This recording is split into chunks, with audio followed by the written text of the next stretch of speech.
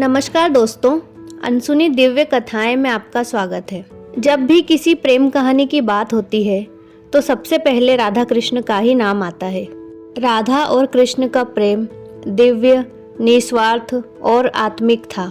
राधा कृष्ण के प्रेम के संबंध में कई पौराणिक कहानियां हैं। पौराणिक कथाओं के अनुसार राधा कृष्ण से लगभग 5 साल बड़ी थी। एक कहानी के अनुसार राधा ने कृष्ण को पहली बार तब देखा जब माँ यशोदा ने कृष्ण को ओखल से बांध रखा था। कहा जाता है कि कृष्ण को पहली बार देखते ही राधा बेसुध सी हो गई थी और राधा को उनसे प्रेम हो गया था। राधा को ऐसा आभास हुआ कि जैसे कृष्ण के साथ उनका पूर्व जन्म का कोई रिश्ता है। वहीं कुछ विद्वानों के अनुसार राधा ने कृष्ण को पहली बार तब देखा था जब वे अपने पिता के साथ गोकुल आई थी और जिस जगह पर दोनों की मुलाकात पहली बार हुई थी उस स्थान को संकेत तीर्थ के नाम से जाना जाता है। यहाँ पर कृष्ण को देखते ही राधा अपनी सुध-बुध खो बैठी थी और यही हाल कृष्ण का भी था। वे भी राधा को देखकर बावरे हो गए थे।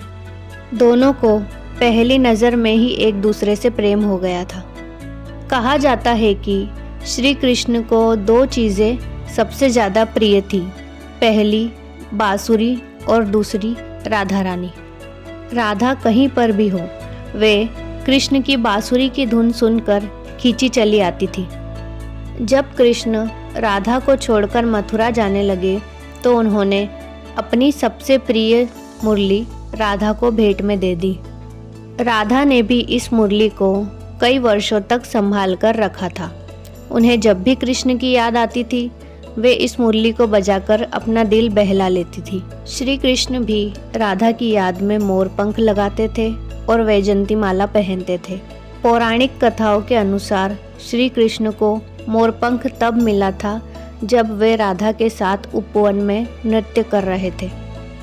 उन्होंने इस मोर पंख को उठाकर अपने सिर पर धारण कर लिया था और नृत्य करने से पहले राधा रानी ने कृष्ण को वैजंती माला पहनाई थी।